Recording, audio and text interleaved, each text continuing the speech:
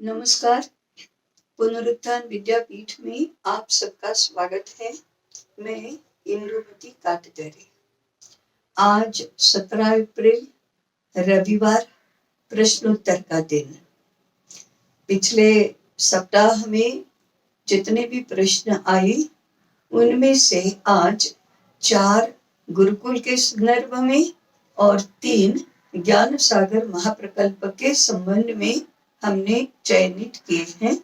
उन प्रश्नों को एक के बाद एक पूछ रही हैं पुनरुत्थान विद्यापीठ की कार्यकर्ता राधा गुप्ता। राधा जी। नमस्कार सभी को।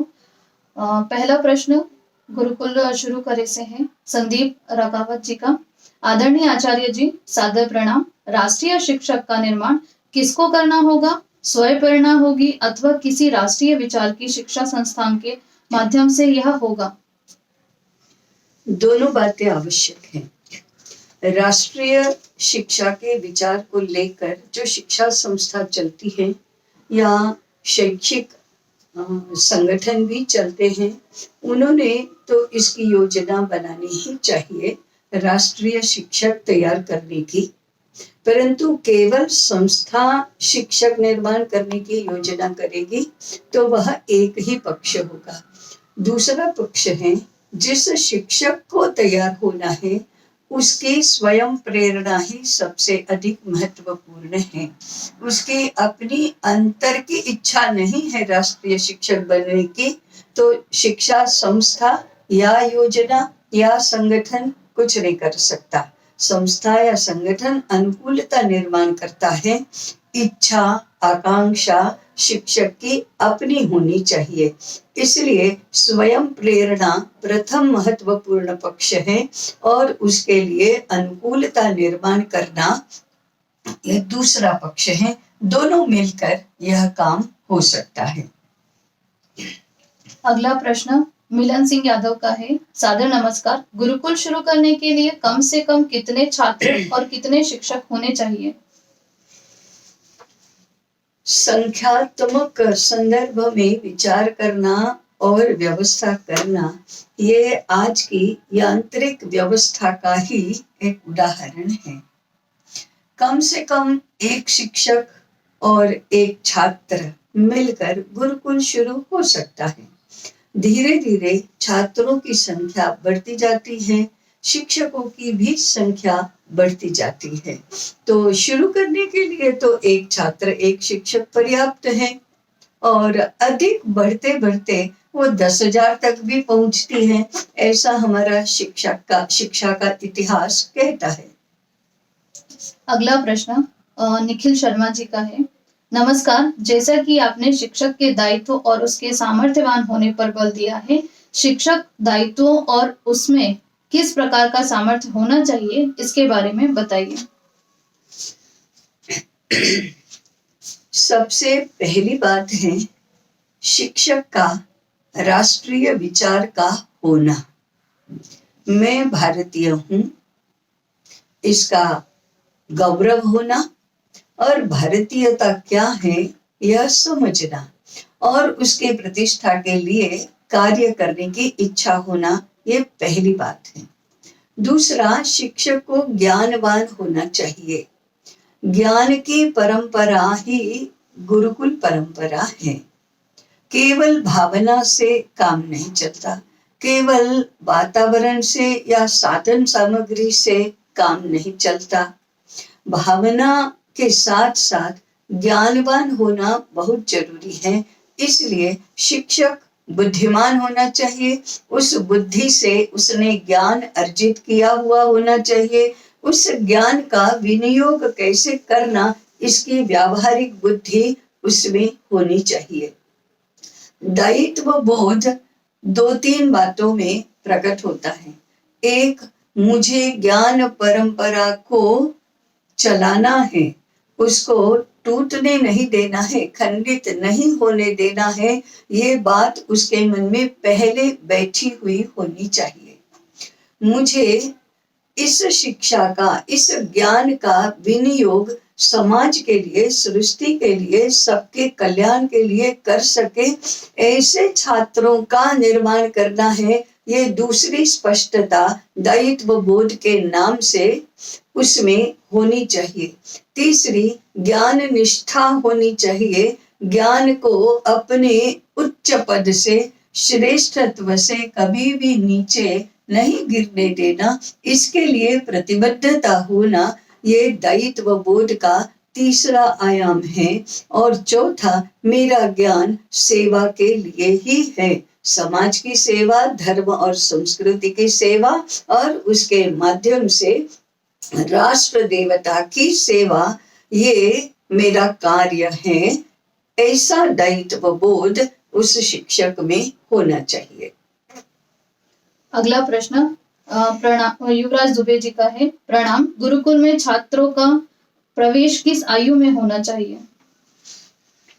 सामान्य रूप से 8 वर्ष की आयु में गुरुकुल में प्रवेश हो सकता है।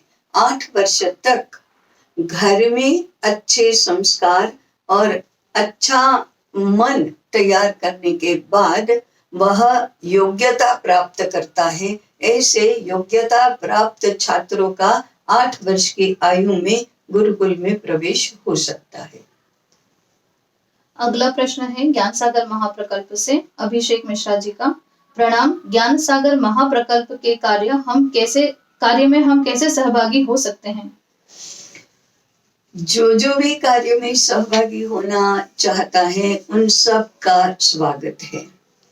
अभी 2 प्रकार के काम हैं, एक शैक्षिक प्रकार का और दूसरा तांत्रिक स्वरूप का। तांत्रिक स्वरूप में 2 बातें हैं, एक निधि संकलन का और दूसरा उसके टंकन और मुद्रित शोधन और उसकी रचना आदि कार्यों में सहभागी होने का। अगर आप स्वयं ज्ञानात्मक लाभ प्राप्त करना चाहते हैं तो इन ग्रंथों का जो अभी लगभग तैयार हो गए हैं उनको पढ़कर अथवा अवलोकन करके अपने ज्ञान में वृद्धि कर सकते हैं। साथ में मुद्रित शोधन और रचना आदि कामों में भी सहयोग कर सकते हैं।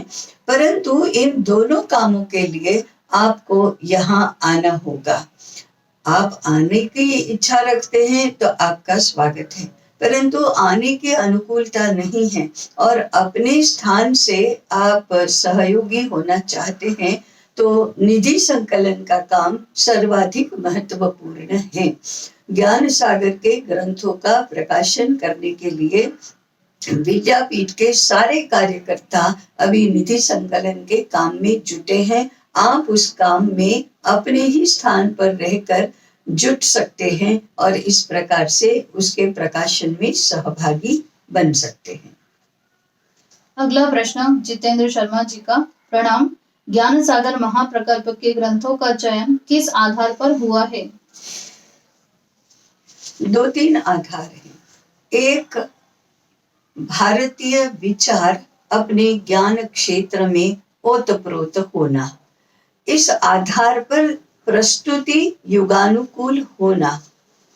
युगानुकूल प्रस्तुति को सर्वाधिक महत्वपूर्ण ऐसा मुद्दा माना है।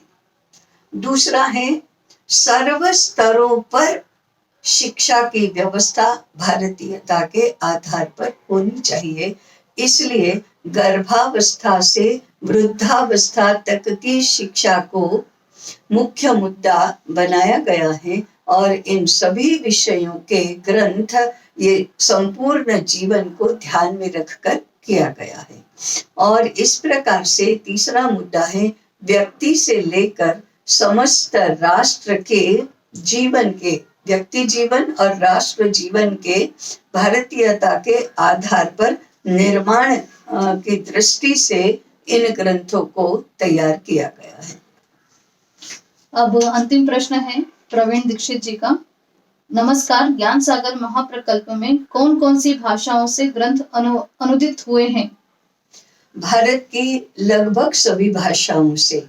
जैसे कि उत्तर से हम शुरू करें तो अभी कश्मीरी भाषा में तो ग्रंथ नहीं मिला है, परंतु पंजाबी, बंगाली, असमिया, बोडो, उड़िया,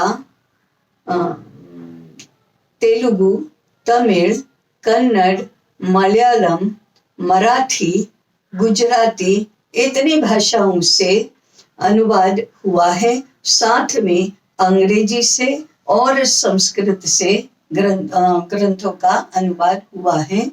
अर्थात जितनी भी मान्य भाषाएं भारत में हैं, उन सभी भाषाओं से अच्छे ग्रंथों का, जो एक ही भाषा में होने के कारण से देश के सभी लोगों को पढ़ने के लिए उपलब्ध नहीं है, उनको उपलब्ध कराने के लिए यह अनुवाद का कार्य हुआ है। दूसरी बोलियां भी हैं, उन बोलियों को भी मान्यता तो मिली है, जैसे कि भोजपुरी, मैथिली, संथाली, ऐसी भाषाओं से जो नई नई मान्यता प्राप्त है, उनसे अभी अनुवाद का कार्य नहीं हुआ है। उसके दो कारण हैं। एक, उन भाषाओं में इतने गंभीर या उपयोगी साहित्य की रचना नहीं हुई है, और दूसरा, यदि ऐसे ग्रंथ हैं भी उन भाषाओं में, तो उनका अनुवाद करने की उपलब्धता नहीं हुई है, अनुवाद करने के लिए व्यक्ति उपलब्ध नहीं हुए हैं, इसलिए उन भाषाओं में रचे गए ग्रंथों का अनुवाद नहीं हुआ है। आज के प्रश्न और उनके उत्तर समाप्त हुए। ऐसे ही प्रश्न पूछते रहेंगे तो अगले रविवार को फिर प्रश्नोत्तर का कार्यक्रम होगा। अभी इतना ही। जुड़े रहें, प्रश्न पूछे, सहचिंतन में जुड़े और इस विषय का विकास हम साथ मिलकर करते रहें। इसी निवेदन के साथ आज का यह विषय हम समाप्त करते हैं। सभी को नमस्कार।